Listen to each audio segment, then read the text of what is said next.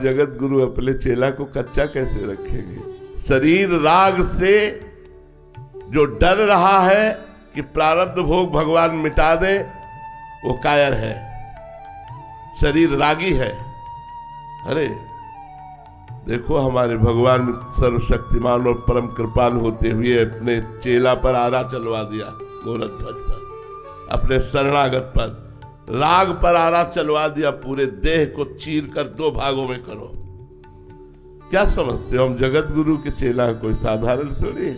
भगवान अपने पार्षद को कमजोर बनाएंगे क्या?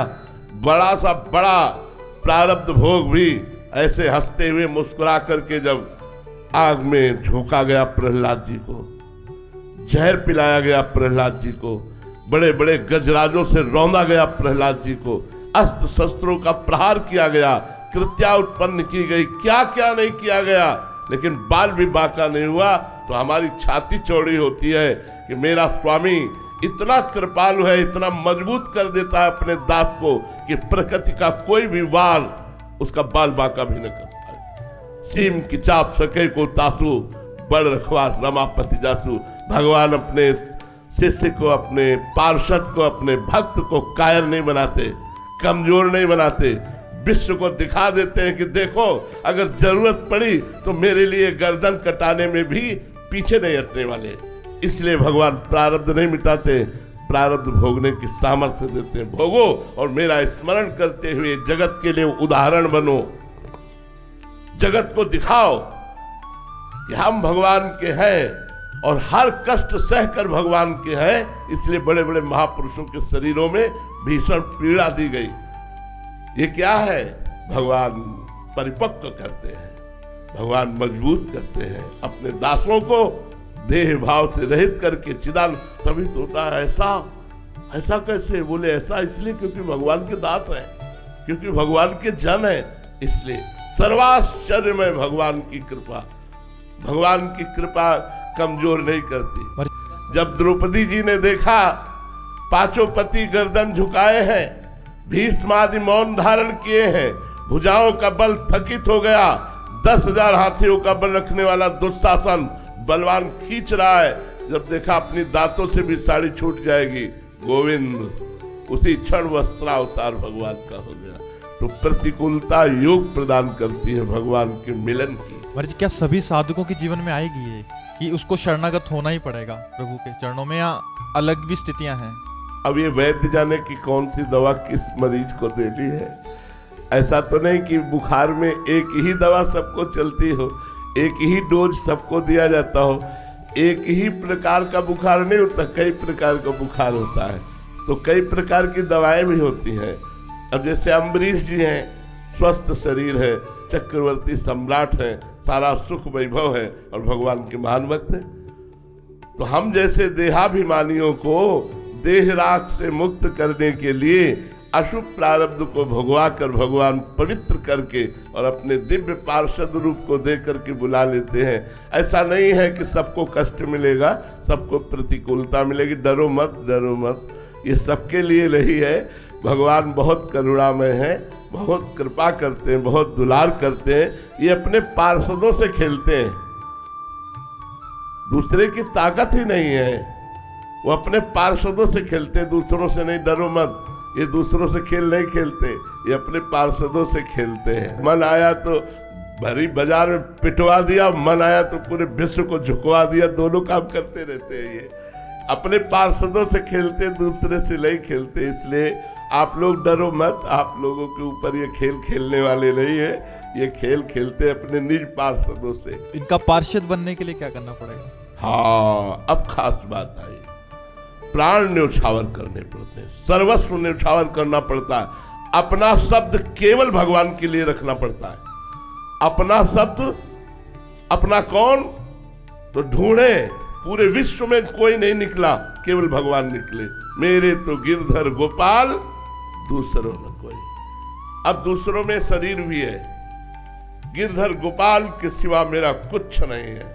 ये प्रभु का शरीर है, चाहे तो अभी कटवा दे, चाहे तो इसे सड़वा दे, चाहे तो इसे पुजवावे, ये उनका है, मेरा नहीं। सब कुछ समर्पित, तन मन प्राण सर्वस्व समर्पित, अपनापन केवल भगवान से, वो भगवान का निजी पार्षद है। कहा राम रन हतो पचारी, अंतिम श्वास तक भगवान के आदेश का पालन किया, जय विजय है और कोई नहीं है। रावण कुंभकर्ण, और भगवान के सामने भगवान को कटु वचन कहते हुए भगवान पर अस्त्र शस्त्रों का प्रहार। ये तो विरोधी पक्ष में भीष्म जी महाभागवत और कृष्ण चंद्रजू के शरीर में कितने बाण मारे, कितने अस्त्र मारे। क्यों? क्योंकि वो निजी पार्षद है। अगर कृष्ण की इच्छा है कि प्रहार करो तो चूकेंगे नहीं, एक सेकंड में उनकी आज्ञा का पालन करेंगे। मर्जी स्थिति नाम जप से आएगी या उनकी कृपा से ही आएगी? वैसे प्रधानता तो कृपा है, लेकिन सहयोगी नाम जप है। भगवत पार्षद, भगवत समर्पित। एक दिन द्वारिकाधीश हा गोपी, हा गोपी, तो देवर्षि नारद जी पहुंचे, देखा कि भगवान की आंखों में अश्रु है और मुख में गोपी नाम है। कहा प्रभु, एकांत में आप उसी का सुमिरन करते हैं जिसे बहुत प्यार करते हैं। आज मुझे पता चल गया आप गोपियों को बहुत प्यार करते हैं। क्या हम में से कोई ऐसा भक्त नहीं है जो कभी आपको एकांत में ऐसे याद आता हो? भगवान ने देवर्षि नारद जी से कहा कि हम इंतजार ही कर रहे थे कि आप आए और मैं अपनी पीड़ा बताऊं। आज मेरे उदर में बहुत पीड़ा हो रही। पीड़ा हो रही? हाँ। अगर किसी भक्त की चरण रज लेकर के मैं ऐसे लगा लूं तो पीड़ा समाप्त हो। भक्त की चरण रज अभी लाता हूं प्रभु। अब जिस भक्त से कहें कि आप भगवान के भक्त हैं, अपनी चरण रज दे दो, भगवान के उदर में पीड़ा है, भगवान लगाए। भगवान नरक भेजोगे? भगवान के लिए हम चरण रज दें? अरे नारद जी कैसी उल्टी बात करते हो। लेकिन जब ब्रज में आए और कहा गोपीजनों से कि भगवान के उदर में पीड़ा है, चरण रज, तो ऊपर की ओढ़नी उतार दियो। सबने अपनी चरण रज झाड़ी, बोले जल्दी जाओ और उनसे कहो लगाओ, तुम्हारी पीड़ा दूर हो जाए। तो बोली तुम्हें पता है भगवान को चरण रज दे रहे हो, नरक जाओगी। अरे बोले हम कोटि कोटि नरक भोगे, मेरे प्रीतम का कष्ट दूर हो जाए। जब जाके बात कही तो भगवान के आंसू आ गए और कहा तुम भी तो भक्त थे, तुमने अपनी चरण रज दी क्या? क्योंकि तुमको एक, अरे भगवान को चरण रज कैसे? अपनी चरण रज नहीं, सर्वस्व भगवान। ऐसा समर्पण तो फिर मालिक और उसका खेल बराबर होता है। ये भगवान के पार्षदों का खेल है, साधारण का खेल नहीं है। ऐसा मत समझो कि बड़े बड़े, देखो उड़िया बाबा के गड़ा से चलवा दिए, 6-6 इंच गड़ा सा फव्वारा, ओम और अंतर ध्यान हो जाए। वो अपने पार्षदों के साथ जो तांडव खेलते हो, दूसरा थर्रा जाएगा, इसलिए घबराओ मत, तुम पार्षद नहीं हो। पार्षद बनने के लिए तैयारी चाहिए, सब कोई कमांडो नहीं बन जाता। इसीलिए भगवान के पार्षद है संत जन, भक्त जन, जो सिद्ध पुरुष है पार्षद है। हाँ, क्या क्या नहीं हुआ, भक्तों के चरित्र पढ़ करके देखिए।